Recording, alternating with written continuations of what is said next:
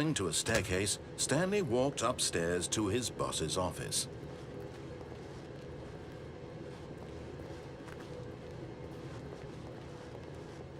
But Stanley just couldn't do it. He considered the possibility of facing his boss. Admitting he had left his post during work hours, he might be fired for that. And in such a competitive economy, why had he taken that risk? All because he believed everyone had vanished? His boss would think he was crazy. And then something occurred to Stanley. Maybe, he thought to himself, maybe I am crazy. All of my co-workers blinking mysteriously out of existence in a single moment for no reason at all? None of it made any logical sense. And as Stanley pondered this, he began to make other strange observations. For example, why couldn't he see his feet when he looked down? Why did doors close automatically behind him wherever he went? And for that matter, these rooms were starting to look pretty familiar. Were they simply repeating? No, Stanley said to himself, this is all too strange. This can't be real. And at last, he came to the conclusion that had been on the tip of his tongue. He just hadn't found the words for it. "I'm dreaming!" he yelled. "This is all a dream." Oh, what a relief Stanley felt to have finally found an answer, an explanation. His co-workers weren't actually gone. He wasn't going to lose his job. He wasn't crazy after all. And he thought to himself, I suppose I'll wake up soon. I'll have to go back to my boring real-life job pushing buttons. I may as well enjoy this while I'm still lucid.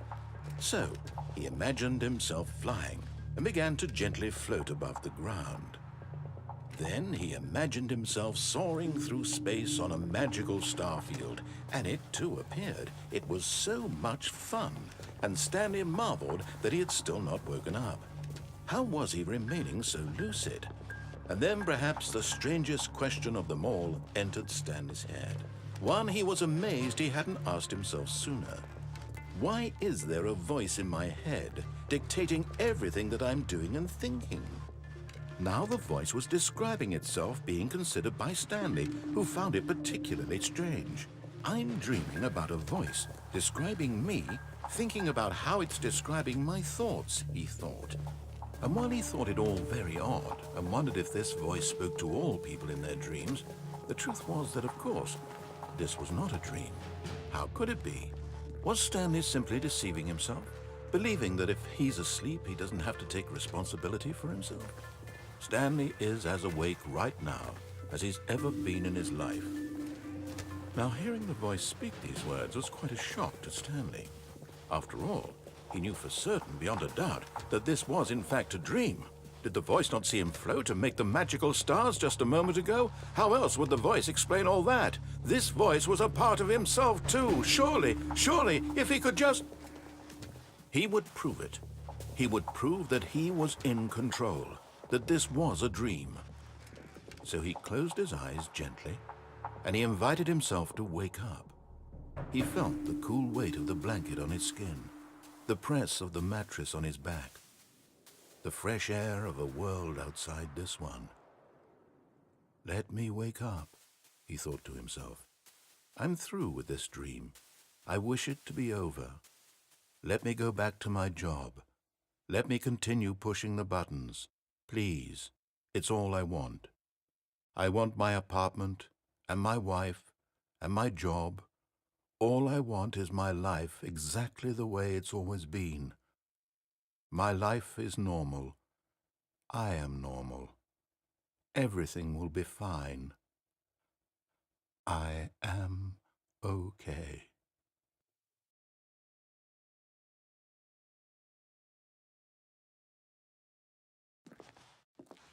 Stanley began screaming.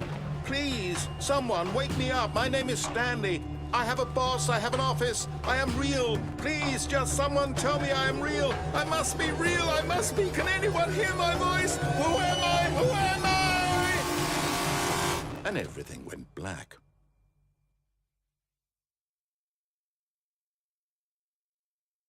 This is the story of a woman named Mariella.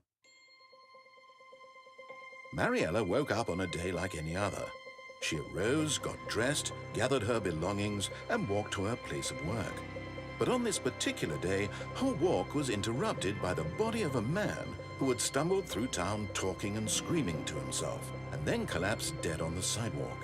And although she would soon turn to go call for an ambulance, for just a few brief moments, she considered the strange man.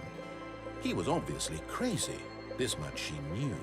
Everyone knows what crazy people look like. And in that moment, she thought to herself how lucky she was to be normal. I am sane. I am in control of my mind. I know what is real and what isn't. It was comforting to think this, and in a certain way, seeing this man made her feel better. But then she remembered the meeting she had scheduled for that day, the very important people whose impressions of her would affect her career, and by extension, the rest of her life. She had no time for this, so it was only a moment that she stood there, staring down at the body. And then she turned and ran.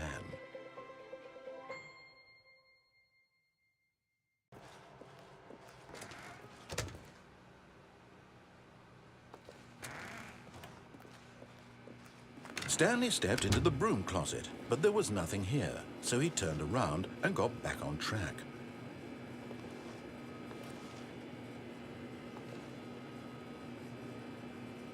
There was nothing here. No choice to make, no path to follow, just an empty broom closet. No reason to still be here.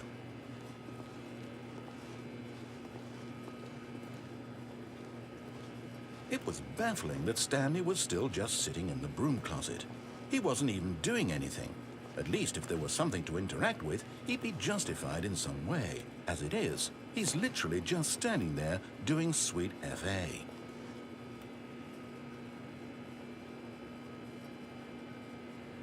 Are you really still in the broom closet? Standing around doing nothing? Why? Please offer me some explanation here. I'm genuinely confused.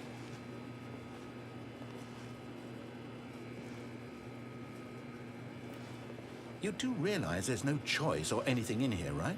If I'd said Stanley walked past the broom closet, at least you would have had a reason for exploring it to find out. But it didn't even occur to me because literally this closet is of absolutely no significance to the story whatsoever. I never would have thought to mention it.